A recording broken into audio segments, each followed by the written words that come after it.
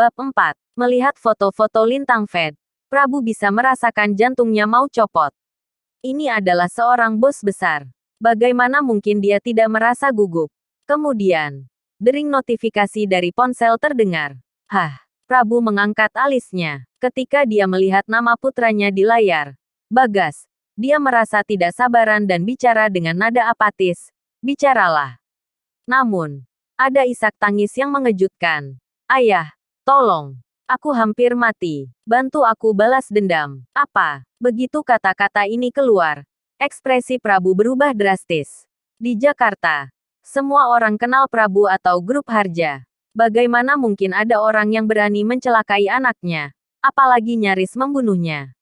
Orang ini pantas mati. Apa yang terjadi? Siapa yang melakukannya? Suara Prabu berangsur-angsur menjadi dingin. Dia seperti harimau ganas yang hendak menerkam mangsa. Setelah mendengar suara ini, Bagas merasa gembira. Namun, dia masih berpura-pura ketakutan.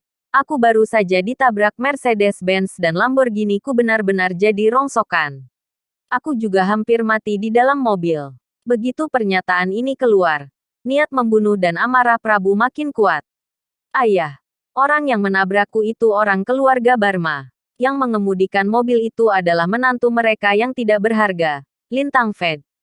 Balaskan dendamku dan segera kirim orang untuk menangkapnya. Aku ingin menghajarnya supaya dia tahu bagaimana rasanya ditabrak mobil.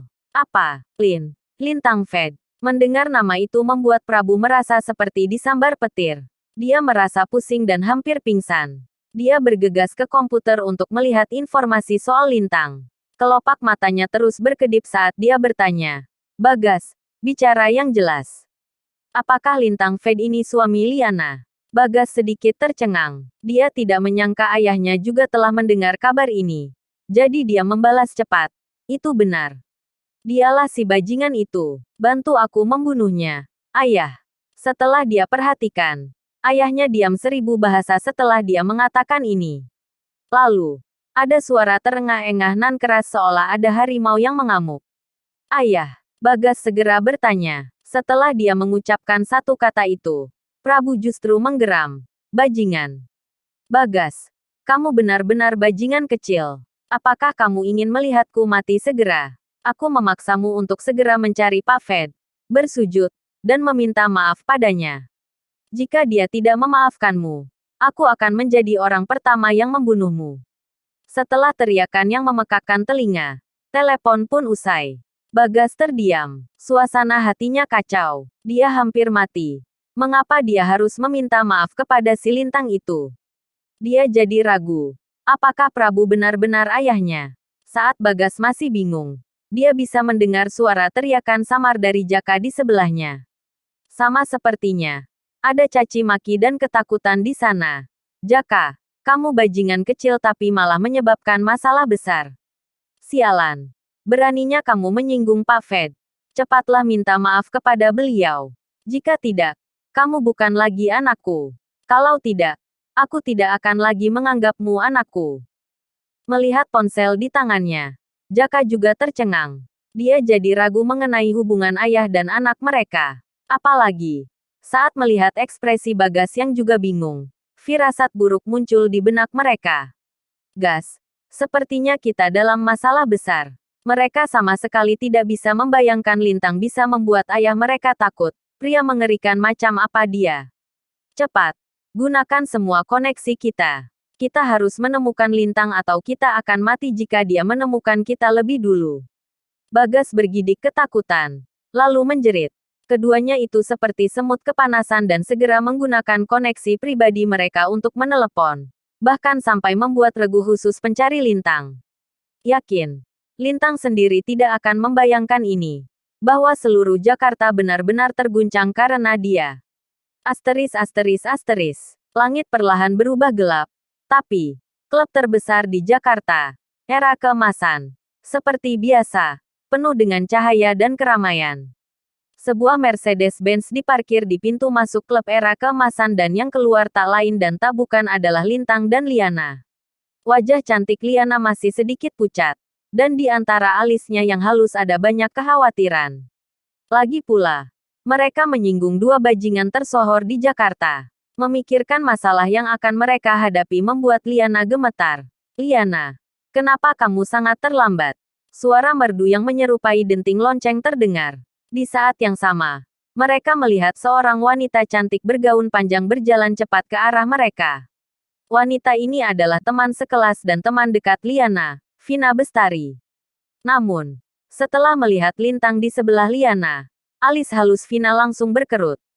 Rasa jijik yang kentara pun muncul di wajahnya. Mengapa kamu membawanya? Lihat, pakaiannya seperti pengemis dan penampilannya sangat lusuh. Apakah kamu tidak takut teman-teman sekelas kita akan mengolok-oloknya? Kata-kata Vina begitu keji. Seketika, Liana juga sedikit malu karenanya. Namun, sebelum Liana menjawab, mata Vina beralih menatap Lintang. Dia dengan angkuhnya bicara, "Hei, orang kampungan. Apa yang kamu lakukan di sini? Kamu tidak tahu. Ya, kalau ini reuni kelas. Tidakkah kamu sadar kalau kamu mempermalukan Liana? Kembalilah ke tempat asalmu. Orang nista." Dalam sekejap, Lintang sedikit mengernyit. Itu bukan urusanmu. Apa? Vina dan Liana sama-sama terdiam setelah mendengar ini. Biasanya, Lintang begitu pengecut dan rendah hati. Bahkan ketika dia ditunjuk dan dimarahi, dia masih akan menyambut semua itu dengan senyum di wajahnya. Mereka tidak menyangka Lintang akan membalas seperti itu. Kamu, wajah Vina merah padam. Dia menunjuk Lintang tapi entah kenapa begitu sulit melanjutkan perkataannya. Dia mengambil napas dalam-dalam untuk meredakan marahnya. Baik, karena kamu tidak takut mempermalukan dirimu sendiri. Baiklah. Hari ini, kamu akan belajar di mana tempatmu yang sesungguhnya. Per orang harus membayar 1 juta untuk bisa makan di sini. Untuk orang kampungan sepertimu, sepertinya kamu harus mencuri dulu sebelum bisa bayar. Setelah selesai berbicara, Vina menarik Liana ke dalam, tanpa melirik Lintang sedikit pun.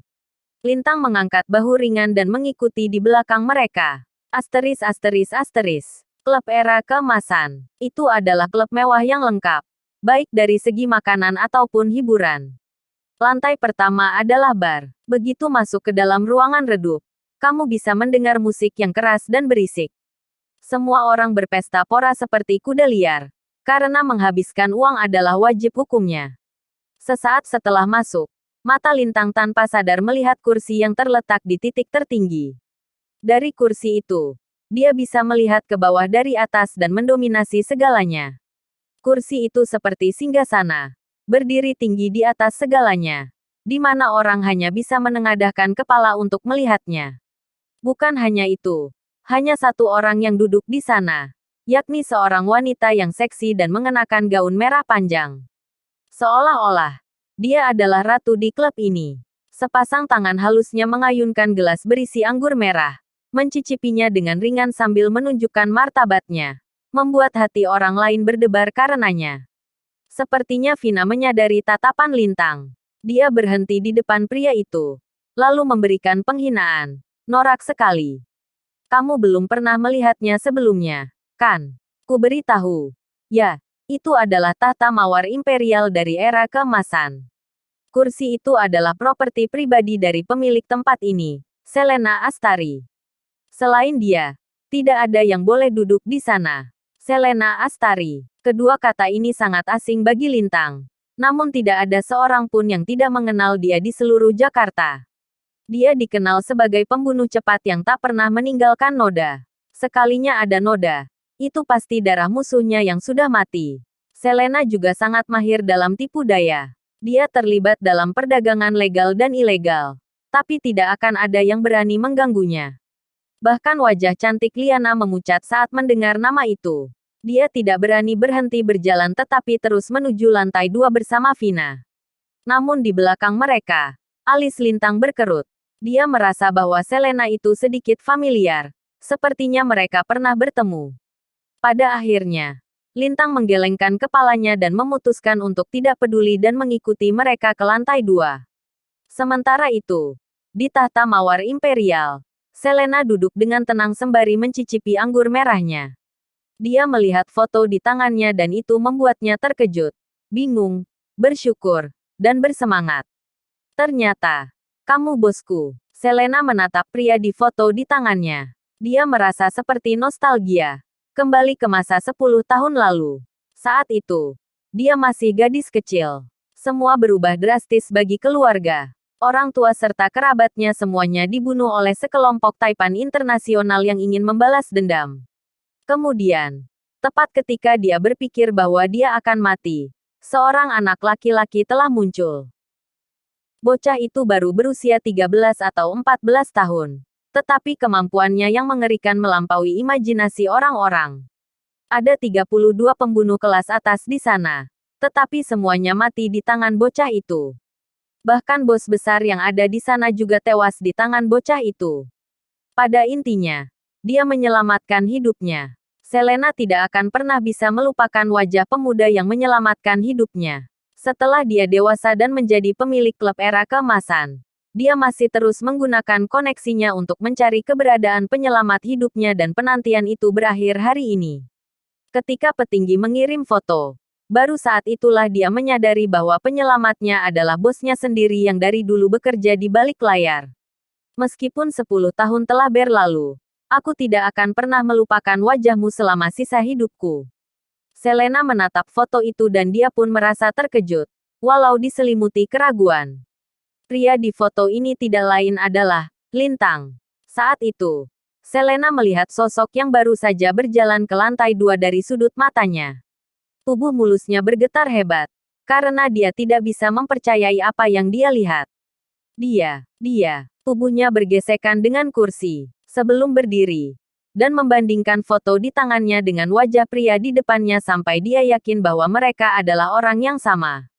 Setelah itu, ekspresi wajahnya yang cantik benar-benar berubah. Seperti sedang kesetanan, Selena turun dan berjalan cepat dari kursinya.